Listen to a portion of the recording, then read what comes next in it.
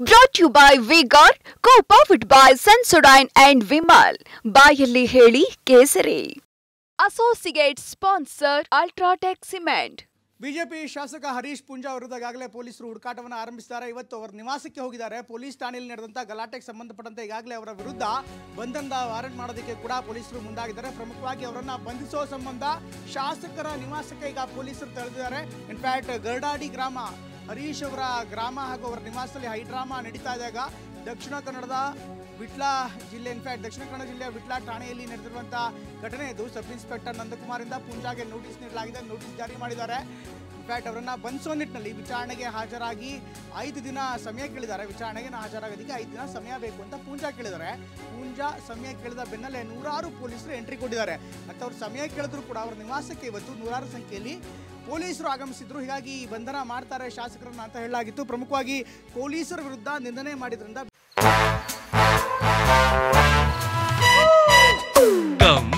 Come, my love, please don't say no, baby. Come, my love. V-Guard ನ air coolers extra large cooling pad ನೊಂದಿಗೆ ಇದು ಎಂತೆಂಥವರನ್ನು cool ಆಗಿಸುತ್ತೆ. V-Guard air coolers, long lasting cooling. Belthangady ಶಾಸಕ ಹರೀಶ್ ಪೂಂಜಾ ಮೇಲೆ FIR ದಾಖಲಾಗಿತ್ತು. ಈ ಎಫ್ಐಆರ್ ಖಂಡಿಸಿ ಮೊನ್ನೆ ಹರೀಶ್ ಪೂಂಜಾ ಸೇರಿದಂತೆ ಬಿಜೆಪಿಗರು ಪ್ರತಿಭಟನೆ ಮಾಡಿದ್ರು. ಅಲ್ಲಿ ಮತ್ತೆ ಹರೀಶ್ ಪೂಂಜಾ ಪೊಲೀಸರನ್ನ ನಿಂದಿಸಿದ್ರು. ಈ ಹಿನ್ನೆಲೆ ನಿನ್ನೆ ಕೂಡ ಒಂದು ಎಫ್ಐಆರ್ ದಾಖಲಾಗಿತ್ತು. ಇಂದು ಅದೇ ಹರೀಶ್ ಪೂಂಜಾ ಬಂಧನ ವಿಚಾರವಾಗಿ ದೊಡ್ಡ ಹೈಡ್ರಾಮಾ ನಡೀತಾ ಇದೆ. ಅವರ ನಿವಾಸದ ಎದುರು ಈಗ ಭಾರಿ ಪೊಲೀಸರು ಸೇರಿದ್ದಾರೆ. ಇದರ ಜೊತೆಗೆ ಬಿಜೆಪಿ ಕಾರ್ಯಕರ್ತರು ಕೂಡ ದೊಡ್ಡ ಪ್ರಮಾಣದಲ್ಲಿ ಸೇರಿದ್ದಾರೆ. ಅವರನ್ನು ಅರೆಸ್ಟ್ ಮಾಡ್ತಾರೆ ಅಂತ ಸುದ್ದಿ ತಿಳಿತಾ ಇದ್ದಂತೆ 100 ಸಂಖ್ಯೆಯಲ್ಲಿ ಆ ಗ್ರಾಮದ ಸುತ್ತಮುತ್ತ ಇರುವಂಥ ಕಾರ್ಯಕರ್ತರು ಎಲ್ಲರೂ ಕೂಡ ಹರೀಶ್ ಪೂಂಜಾ ಅವರ ನಿವಾಸಕ್ಕೆ ಬಂದಿದ್ರು. ಹೀಗಾಗಿ ಸ್ಥಳದಲ್ಲಿ ಈಗ ಬಿಗುವಿನ ವಾತಾವರಣ ಕೂಡಿದೆ. ಯಾಕೆಂದರೆ ಅತ್ತ ಪೊಲೀಸರು ಕೂಡ ದೊಡ್ಡ ಸಂಖ್ಯೆಯಲ್ಲಿದ್ದಾರೆ, ಕಾರ್ಯಕರ್ತರು ಕೂಡ ದೊಡ್ಡ ಸಂಖ್ಯೆಯಲ್ಲಿದ್ದಾರೆ. ಹೀಗಾಗಿ ಅವರು ನಿವಾಸದಲ್ಲೇ ಇದ್ದಾರೆ ಅಂತ ಗೊತ್ತಾಗ್ತಾ ಇದೆ. ಶಾಸಕರು ನಿವಾಸದಲ್ಲೇ ಇದ್ದಾರೆ ಅಂತ ಮಾಹಿತಿಯ ಮೇರೆಗೆ ಈಗ ಪೊಲೀಸರು ಕೂಡ ಸ್ಥಳಕ್ಕೆ ಆಗಮಿಸಿದ್ದಾರೆ. ಅವರನ್ನು ಬಂಧಿಸ್ತಾರೆ ಅಂತ ಹೇಳಲಾಗ್ತಾ ಇದೆ. ಇದರ ನಡುವೆ ಕಾರ್ಯಕರ್ತರು ಕೂಡ ಅಷ್ಟೇ ದೊಡ್ಡ ಸಂಖ್ಯೆಯಲ್ಲಿ ಸೇರಿ ಅವರ ಬಂಧನಕ್ಕೆ ವಿರೋಧವನ್ನು ವ್ಯಕ್ತಪಡಿಸ್ತಾ ಇದ್ದಾರೆ. ಪೊಲೀಸರು ರಾಜಕೀಯ ಮಾಡ್ತಾ ಇದ್ದಾರೆ ಅಥವಾ ರಾಜಕೀಯ ಒತ್ತಡಗಳ ಕಾರಣದಿಂದ ಹರೀಶ್ ಪೂಂಜಾರನ್ನ ಬಂಧಿಸೋದಕ್ಕೆ ಮುಂದಾಗ್ತಾ ಇದ್ದಾರೆ ಅಂತ ಗಂಭೀರ ಆರೋಪವನ್ನು ಕೂಡ ಮಾಡ್ತಾ ಇದ್ದಾರೆ.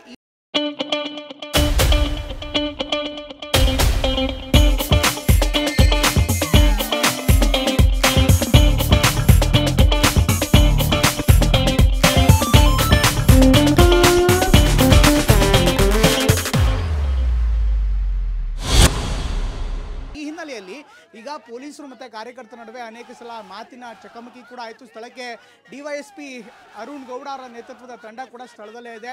ಇನ್ನೊಂದು ಕಡೆಗೆ ಅಷ್ಟೇ ದೊಡ್ಡ ಪ್ರಮಾಣದಲ್ಲಿ ಗ್ರಾಮಸ್ಥರು ಕೂಡ ಇದ್ದಾರೆ, ಕಾರ್ಯಕರ್ತರು ಕೂಡ ಇದ್ದಾರೆ, ಸ್ಥಳೀಯ ಕಾರ್ಯಕರ್ತರು ಇದ್ದಾರೆ. ಇದರ ಜೊತೆಗೆ ಬಿಜೆಪಿಯ ಹಿರಿಯ ನಾಯಕರು, ಸ್ಥಳೀಯ ಮುಖಂಡರು ಎಲ್ಲರೂ ಕೂಡ ಈಗ ಕರ್ಡಾಡಿ ಗ್ರಾಮ ಆ ಗ್ರಾಮದ ಶಾಸಕರ ನಿವಾಸದ ಮುಂದೆ ಹಾಜರಾಗಿದ್ದಾರೆ. ಹೀಗಾಗಿ ದೊಡ್ಡ ಸಂಖ್ಯೆಯಲ್ಲಿ ಈಗ ಅಲ್ಲಿ ಸಮಸ್ಯೆ ಎದುರಾಗ್ತಾ ಇದೆ. ನೋಡ್ತಾ ಇದ್ದಾರೆ ಒಂದು ಕಡೆಗೆ ಅವರ ನಿವಾಸದಲ್ಲಿ ದೊಡ್ಡ ಸಂಖ್ಯೆಯಲ್ಲಿ ಈಗಾಗಲೇ ಜನ ಸೇರಿರುವಂಥದ್ದು. ಆ ಜನ ಸೇರಿರುವಂಥ ದೃಶ್ಯಗಳನ್ನು ನೋಡ್ತಾ ಇದ್ರೆ ಗೊತ್ತಾಗುತ್ತೆ ಹೆಚ್ಚಿನ ಸಂಖ್ಯೆಯಲ್ಲಿ ಜನ ಸೇರಿದ್ದಾರೆ. ಹೀಗಾಗಿ ದೃಶ್ಯಗಳನ್ನು ನೋಡ್ತಾ ಇದ್ರೆ ಗೊತ್ತಾಗುತ್ತೆ ಯಾವ ಪ್ರಮಾಣದ ಸ್ಥಿತಿ ಅಲ್ಲಿದೆ, ಯಾವ ಥರ ಆಗ್ತಾ ಇದೆ, ಗಂಭೀರ ಸಮಸ್ಯೆ ಇರೋದು ನಮಗೂ ಕೂಡ ಕಾಣಿಸ್ತಾ ಇದೆ. ಬಂಧನದಿಂದ ಸದ್ಯಕ್ಕೆ ಶಾಸಕ ಹರೀಶ್ ಪೂಂಜಾ ಪಾರಾಗ್ತಾರೆ ಅನ್ನುವಂಥ ಮಾಹಿತಿ ಕೂಡ ಲಭ್ಯವಾಗ್ತಾ ಇದೆ. ಯಾಕಂದ್ರೆ ಅಂತ ಕಾರ್ಯಕರ್ತರು ಇದು ತಗೊಳ್ಳೋಣ. ಇದು ಇನ್ವರ್ಟರ್ ಎಸಿ. ನೀವು ಗ್ಯಾಮ್ಲರ್ ಅಲ್ವಾ? ಗ್ಯಾಮ್ಲರ್ ಜೂಜಾಡ್ತಿರಲ್ವಾ? ನೀವು ಜೂಜಾಡ್ತೀರಾ? ಇಲ್ಲ, ಯಾರು ಏನು ಹೇಳಿದ್ರು ಅಂತ ನೀನು ಎಷ್ಟು ಕಾಸ್ಟ್ಲಿ ಹಾಗೂ ಡೆಲಿಕೇಟ್ ಎಸಿ ತಗೊಂಡು ಸ್ಟೆಬಿಲೈಸರ್ ತಗೊಳ್ಳಿಲ್ಲ ಅಂದ್ರೆ ಇದು ಜೂಜಾಟ ತಾನೇ. ಒಂದೇ ಫ್ಲಕ್ಚುಯೇಷನ್ ಗೆ ನಿಮ್ಮ ಇನ್ವರ್ಟರ್ ಎಸಿಯ ಪಾರ್ಟ್ಸ್ ಡ್ಯಾಮೇಜ್ ಆಗಬಹುದು. ಅದನ್ನು V-Guard ಉಪಯೋಗಿಸಿ ಸುರಕ್ಷಿತವಾಗಿರಿಸಿ. V-Guard, India's #1 stabilizer. ಕೂಡ ಒತ್ತಡ ಇದೆ.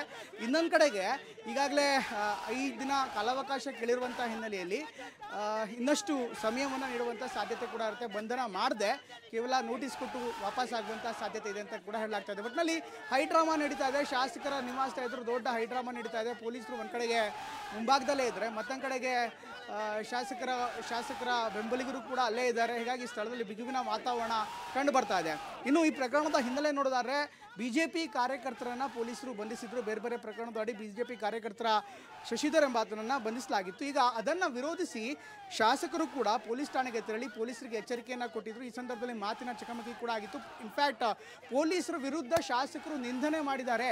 ಪೊಲೀಸ್ ಠಾಣೆ ಸ್ಥಿತಿಗತಿ ಹೇಗಿರುತ್ತೆ ಅಂದರೆ KGL DGL ಆದಂತೆ ಆಗುತ್ತೆ ಅನ್ನುವಂಥ ಮಾತನ್ನು ಕೂಡ ಹೇಳಿದ್ರು ಅಂತ ಗಂಭೀರವಾದಂಥ ಆರೋಪ ಅವರ ವಿರುದ್ಧ ಕೇಳಿಬಂದಿತ್ತು. ಹೀಗಾಗಿ ಇದೇ ಪ್ರಕರಣಕ್ಕೆ ಸಂಬಂಧಪಟ್ಟಂತೆ ಈಗ ದೊಡ್ಡ ಹೈಡ್ರಾಮಾ ನಡೀತಾ ಇದೆ. ಪೊಲೀಸರ ವಿರುದ್ಧ ನಿಂದನೆ ಸೇರಿದಂತೆ ಠಾಣೆ ಹಾಗೂ ಪೊಲೀಸರ ವಿರುದ್ಧ ಧಮಕಿ ಹಾಕಿರುವಂತಹ ಆರೋಪದಡಿ ಅವರನ್ನು ಬಂಧನ ಮಾಡೋದಕ್ಕೆ ಮುಂದಾಗ್ತಾ ಇದ್ದಾರೆ. ಈ ಕಾರಣದಿಂದ ಬಹುದೊಡ್ಡ ಡ್ರಾಮಾ ನಡೀತಾ ಇದೆ. ಈ ಗ್ರಾಮದ ಸುತ್ತಮುತ್ತ ಇರುವಂಥ ಎಲ್ಲ BJP ಕಾರ್ಯಕರ್ತರು ಈಗ ಹರೀಶ್ ಪೂಂಜಾ ನಿವಾಸಕ್ಕೆ ಆಗಮಿಸಿದರೆ ಅತ್ತ DYSP ಅರುಣ್ ಗೌಡ ಅವರ ನೇತೃತ್ವದಲ್ಲಿ ಬಹುದೊಡ್ಡ ಸಂಖ್ಯೆಯಲ್ಲಿ ಸುಮಾರು 100 ಸಂಖ್ಯೆಯಲ್ಲಿ ಪೊಲೀಸರು ಕೂಡ ಸ್ಥಳಕ್ಕೆ ಆಗಮಿಸಿದ್ದಾರೆ. ಅವರನ್ನು ಬಂಧನ ಮಾಡ್ತಾರಾ ಈ ಬಗ್ಗೆ ಇನ್ನಷ್ಟು ಅಪ್ಡೇಟ್ಸ್ಗಳು ಬರಬೇಕಾಗುತ್ತೆ. ಒಟ್ಟಿನಲ್ಲಿ ಎಲ್ಲ ಬೆಳವಣಿಗೆಗಳನ್ನ ಗಮನಿಸ್ತಾ ಇದ್ದಾರೆ. ದೊಡ್ಡ ಹೈಡ್ರಾಮಾನೇ ನಡೀತಾ ಇದೆ. ಒಂದು ಕಡೆಗೆ ಬೆಂಬಲಿಗರು ಹೈಡ್ರಾಮಾ ಮಾಡ್ತಾ ಇದ್ದಾರೆ, ಇನ್ನು ಸ್ಥಳದಲ್ಲಿ ನಳಿನ್ ಕುಮಾರ್ ಕಟೀಲ್ ಸೇರಿದಂತೆ ಬೇರೆಯವರು ಕೂಡ ಇದ್ದಾರೆ. ಅವರ ನಿವಾಸದಲ್ಲೇ ಇದ್ದಾರೆ ಅನೇಕರು. ಹೀಗಾಗಿ ನಳಿನ್ ಕುಮಾರ್ ಕಟೀಲ್ ಮತ್ತು ಇನ್ನಿತರ ಶಾಸಕರು ಯಾರಿದ್ದಾರೆ BJPಯ ಶಾಸಕರು ಅವರೆಲ್ಲರೂ ಕೂಡ ಅಲ್ಲೇ ಆ ನಿವಾಸದಲ್ಲೇ ಬೀಳ್ಬಿಟ್ಟಿದ್ದಾರೆ.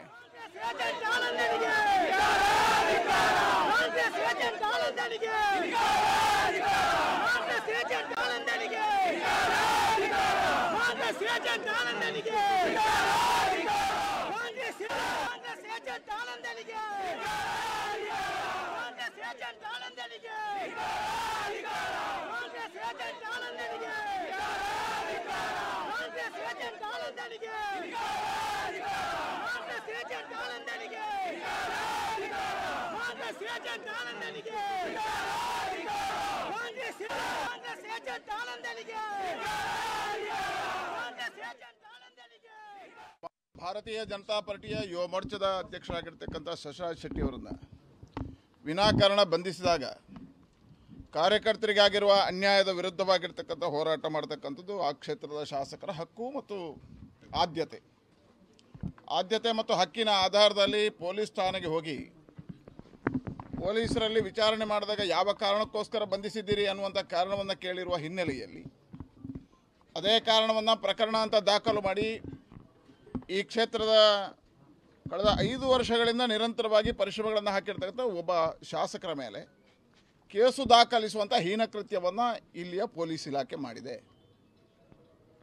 ಆ ನಂತರ ಅದಕ್ಕೆ ಸಹಜವಾಗಿ ಪ್ರತಿಭಟನೆಯನ್ನು ಶಾಸಕರು ಮಾಡಿದ್ದಲ್ಲ, ಭಾರತೀಯ ಜನತಾ ಪಾರ್ಟಿ ಜಿಲ್ಲೆಯಿಂದ ಮಾಡಿದ್ದೇವೆ.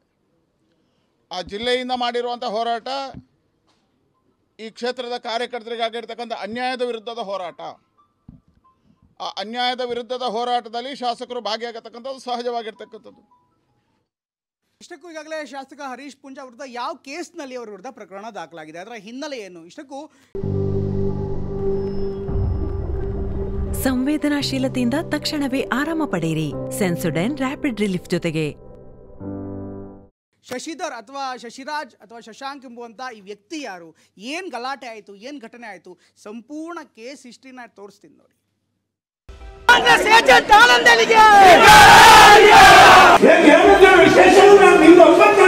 ತಹಶೀಲ್ದಾರ್ ತಾನೆ ಅವರ ಹೆಸರು. ಅವ್ರ ಮನೆಗೆ ಹೋಗ್ರಿ.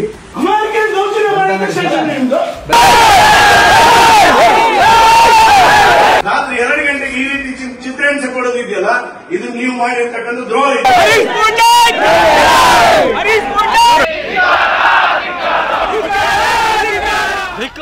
ಧಿಕ್ಕಾರ. ಒಂದ್ ಕಡೆ ನೌಕಾಟ ತಳ್ಳಾಟ ನಡೀತಿದ್ರೆ ಮತ್ತೊಂದ್ ಕಡೆ ಪೊಲೀಸರೊಂದಿಗೆ ಬೆಂಬಲಿಗರು ವಾಗ್ವಾದಕ್ಕಿಳಿದಿದ್ದಾರೆ. ಪೊಲೀಸರ ವಿರುದ್ಧ ನಿಂದನೆ ಮಾಡಿದ್ರಿಂದ ಬೆಳ್ತಂಗಡಿ ಬಿಜೆಪಿ ಶಾಸಕ ಹರೀಶ್ ಪೂಂಜಾ ಮೇಲೆ FIR ದಾಖಲಾಗಿತ್ತು. ಈ FIR ಖಂಡಿಸಿ ಮೊನ್ನೆ ಹರೀಶ್ ಪೂಂಜಾ ಸೇರಿದಂತೆ ಬಿಜೆಪಿಗರು ಪ್ರತಿಭಟನೆ ಮಾಡಿದ್ರು. ಅಲ್ಲಿ ಮತ್ತೆ ಹರೀಶ್ ಪೂಂಜಾ ಪೊಲೀಸರನ್ನ ನಿಂದಿಸಿದ್ರು. ಈ ಹಿನ್ನೆಲೆ ನಿನ್ನೆ ಕೂಡ ಒಂದು FIR ದಾಖಲಾಯಿತು. ಇಂದು ಅದೇ ಹರೀಶ್ ಪೂಂಜಾ ಬಂಧನದ ವಿಚಾರಕ್ಕೆ ಭಾರಿ ಹೈಡ್ರಾಮಾವೇ ನಡೆದು ಹೋಯಿತು.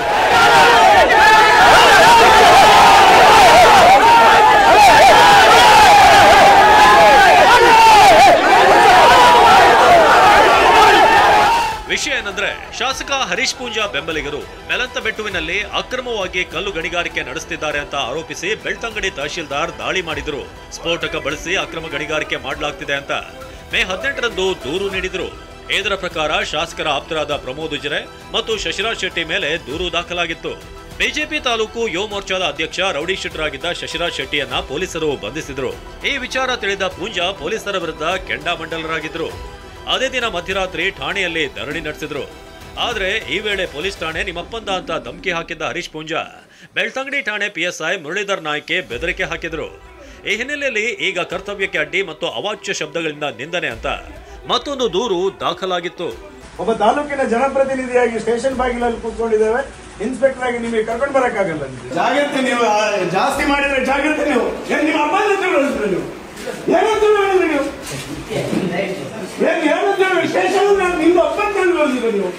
ಸಾರ್ವಜನಿಕ ಅಂದ್ರೆ ನೀವು ಅಮಾಯಕರ ದೌರ್ಜನ್ಯ ಮಾಡ್ತೀರಿ ನೀವು. ನಮ್ದು ಸ್ಟೇಷನ್ ಅಮಾಯಕರ ದೌರ್ಜನ್ಯ ಮಾಡಿದ ಸ್ಟೇಷನ್ ನಿಮ್ದು. ಬೆಳ್ತಂಗಡಿ ಶೇಖರ ನಿಮ್ದು ಅಮಾಯಕರ ದೌರ್ಜನ್ಯ ಮಾಡಿದ. ಯಾರು ತಿಳ್ಕೊಂಡಿದ್ರಿ ನೀವು? ಯೂನಿಫಾರ್ಮ್ ಇದೆ ಅಂತ ಹೇಳಿ ಎಲ್ಲವನ್ನ ಮಾಡೋದು ಗೊತ್ತಾಯ್ತಾ? ಈ ದೂರು ದಾಖಲಿಸಿದ್ದನ್ನ ಖಂಡಿಸಿ ಶಾಸಕ ಹರೀಶ್ ಪೂಂಜಾ ಬೆಂಬಲಿಗರ ಜೊತೆಗೆ ಮೊನ್ನೆ ಬೆಳ್ತಂಗಡಿಯಲ್ಲಿ ಬೃಹತ್ ಪ್ರತಿಭಟನೆಯನ್ನ ಮಾಡಿದ್ರು. ಅಲ್ಲಿ ಪೊಲೀಸ್ ಇಲಾಖೆ ಮತ್ತು ಜಿಲ್ಲಾ ಪೊಲೀಸ್ ವರಿಷ್ಠಾಧಿಕಾರಿ ರಿಷದ್ಗೆ ಅವಾಚ್ಯ ಶಬ್ದಗಳಿಂದ ನಿಂದಿಸಿದ್ರು. ಈ ಹಿನ್ನೆಲೆಯಲ್ಲಿ ಬೆಳ್ತಂಗಡಿ ಪೊಲೀಸ್ ಠಾಣೆಯಲ್ಲಿ ಶಾಸಕ ಹರೀಶ್ ಪೂಂಜಾ ಮೇಲೆ ನಿನ್ನೆ ಮತ್ತೊಂದು ಪ್ರಕರಣ ದಾಖಲಾಗಿತ್ತು. ಪೊಲೀಸರಿಗೆ ಜೀವ ಬೆದರಿಕೆ ಒಡ್ಡಿದ ಹಾಗೂ ತಾಲೂಕು ಕಚೇರಿಗೆ ಬರುವ ಸಾರ್ವಜನಿಕರಿಗೂ ತಡೆ ಆರೋಪ ಮಾಡಿ ಐಪಿಸಿ ಸೆಕ್ಷನ್ 143, 147, 341, 504, 506 ಜೊತೆಗೆ 149 ಐಪಿಸಿ ಅಂತೆ ಪ್ರಕರಣ ದಾಖಲಿಸಲಾಗಿತ್ತು. ಒಟ್ಟಾರೆ 2 ಎಫ್ಐಆರ್ ದಾಖಲಾಗಿ ಇಂದು ಪೊಲೀಸರು ಶಾಸಕ ಹರೀಶ್ ಪೂಂಜಾ ಮನೆಗೆ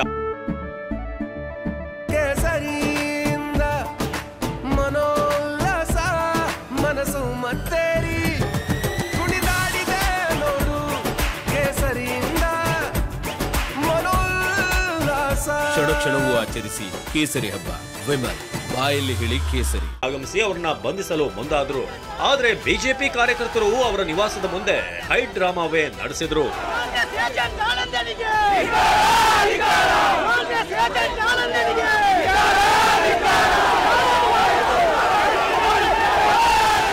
ಆದರೆ ಯಾರ ಹೆಸರನ್ನು ನಮೂದಿಸದೆ ಕೇವಲ ಹರೀಶ್ ಪೂಂಜಾ ಮತ್ತು ಇದರೊಂದರೆ ಹರೀಶ್ ಪೂಂಜಾರವರ ಮೇಲೆ ಕೇಸನ್ನು ದಾಖಲು ಮಾಡಿ ಅವರನ್ನು ಹೇಗಾದರೂ ಮಾಡಿ ಜೈಲಿಗೆ ಕಳಿಸಬೇಕು ಮತ್ತು ಅವರ ಜೊತೆಗೆ ಯಾರು ಬೆಂಬಲವನ್ನು ನೀಡುತ್ತಾ ಇದ್ದಾರೆ ಅಂತಹ ಕಾರ್ಯಕರ್ತರನ್ನು ಬೆದರಿಸುವಂತಹ ಷಡ್ಯಂತ್ರ ಇದು.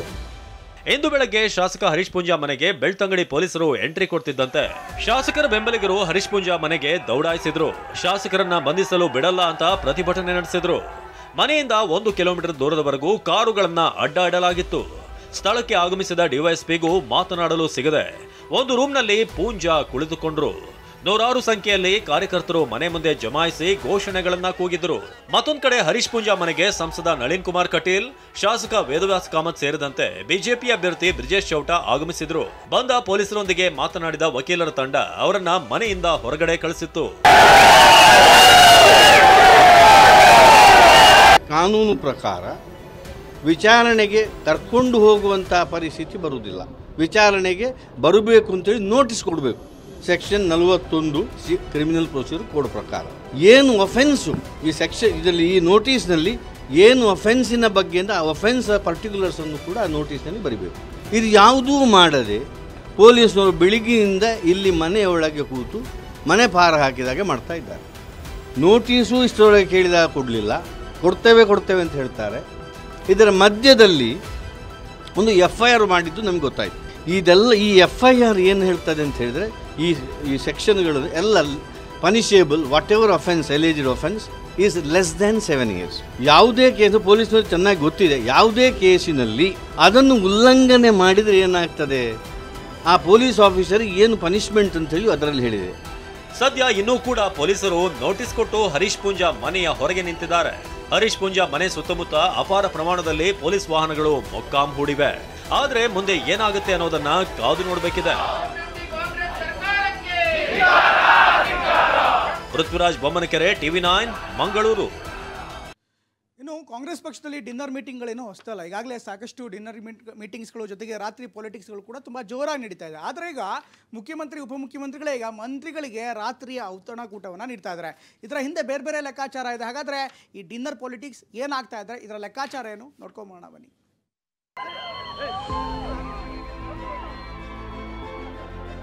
ಒಂದು ವರ್ಷ ಪೂರೈಸಿದ್ದೇವೆ, 2ನೇ ವರ್ಷದಲ್ಲಿ ಪದಾರ್ಪಣೆ. ಸಾಯಂಕಾಲ ನಮ್ದು ಒಂದು ಸ್ಮಾಲ್ ಡಿನ್ನರ್ ಇಟ್ಕೊಂಡಿದ್ದೀವಿ ಅಷ್ಟೇ.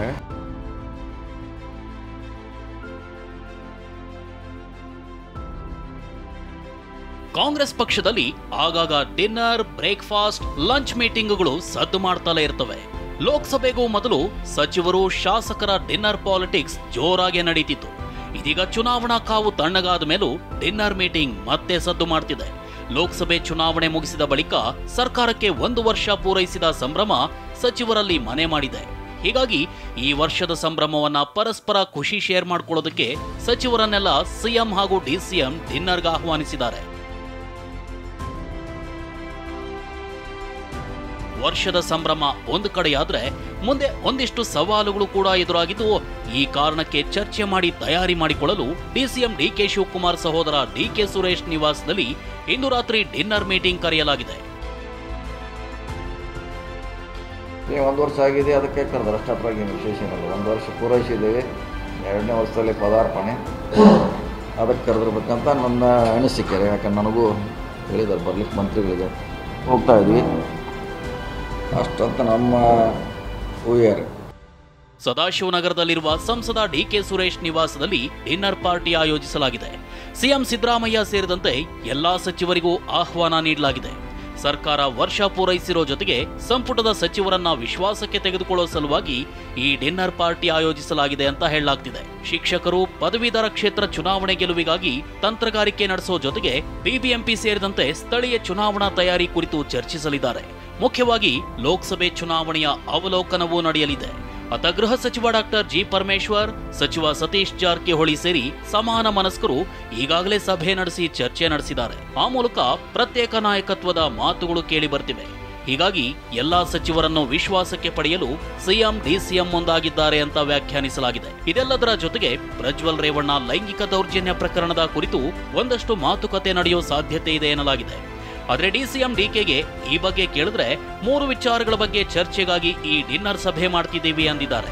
ಸಾಯಂಕಾಲ ನಮ್ಮದು ಒಂದು ಸ್ಮಾಲ್ ಡಿನ್ನರ್ ಇಟ್ಕೊಂಡಿದ್ದೀವಿ ಅಷ್ಟೇ. ಈಗ ನಮ್ಮ ಲೋಕಲ್ ಬಾಡಿ ಎಲೆಕ್ಷನ್ಸ್ ಇದೆ. ಆಮೇಲೆ 2ನೇದು ನಾವು ಎಲೆಕ್ಷನ್ ಯಾವ ರೀತಿ ಮಾಡಿದ್ದಾರೆ ಅನ್ನೋದು 2ನೇದು. 3ನೇದು ಇನ್ನು ಲೋಕಲ್ ಬಾಡಿ ಎಲೆಕ್ಷನ್ಸ್ ಕೂಡ ಇದೆ. ಅದ್ರ ಬಗ್ಗೆ ಎಲ್ಲ ಚರ್ಚೆ ಮಾಡೋಕ್ಕೆ ಸಾಂಪ್ರದಾಯಿಕವಾಗಿ ಕರೆದಿದ್ದೀವಿ. ಸದ್ಯ ಸಚಿವರೆಲ್ಲ ಲೋಕಸಭೆಯಲ್ಲಿ ಭರ್ಜರಿ ಕೆಲಸ ಮಾಡಿದ ಹ್ಯಾಂಗ್ ಓವರ್ನಲ್ಲಿದ್ದಾರೆ.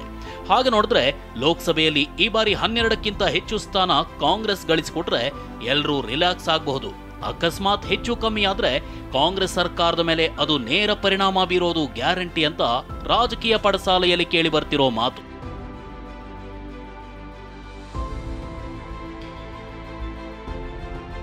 ಯಾಕಂದ್ರೆ ಅಕಸ್ಮಾತ್ ಈ ಲೋಕಸಭೆ ಚುನಾವಣೆಯಲ್ಲಿ ಕಾಂಗ್ರೆಸ್ ಕೇವಲ ಸಿಂಗಲ್ ಡಿಜಿಟ್ ನಂಬರ್ಗೆ ನಿಂತು ಬಿಟ್ರೆ ಅಲ್ಲಿ ಇಲ್ಲಿ ಅಪಸ್ವರ ಒಂದೊಂದಾಗಿ ಹೇಳೋ ಸಾಧ್ಯತೆ ದಟ್ಟವಾಗಿದೆ. ಅದರಲ್ಲೂ ಫಲಿತಾಂಶ ನಿರೀಕ್ಷಿತ ಮಟ್ಟದಲ್ಲಿ ಬಾರದೆ ಹೋದ್ರೆ ಸಚಿವಾಕಾಂಕ್ಷಿಗಳು ಬದಲಾವಣೆ ಕೂಗೆಬ್ಬಿಸಬಹುದು.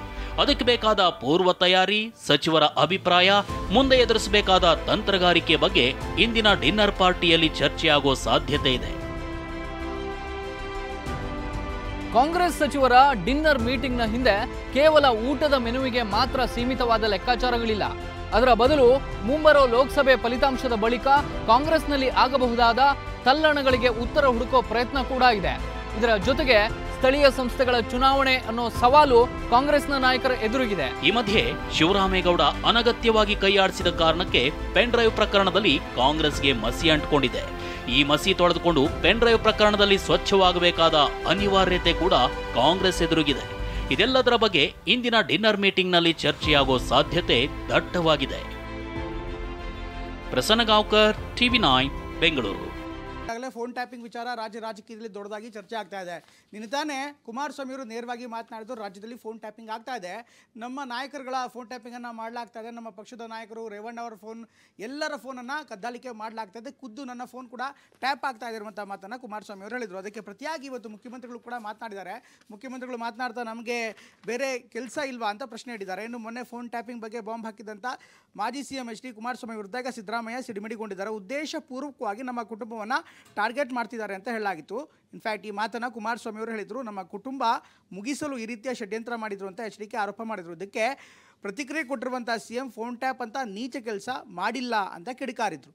ಇನ್ನು DCM DK ಕೂಡ ಅವರು ಕದ್ದಾಲಿಕೆ ಮಾಡಿದ್ದು ಗೊತ್ತಿದೆ ಅಂತ ಕುಟುಕಿದ್ರು. ಇನ್ಫ್ಯಾಕ್ಟ್ ಕುಮಾರಸ್ವಾಮಿಗೆ ಪ್ರತಿಕ್ರಿಯೆ ಕೊಡ್ತಾ ಈ ಮಾತನ್ನು ಹೇಳಿದ್ರು.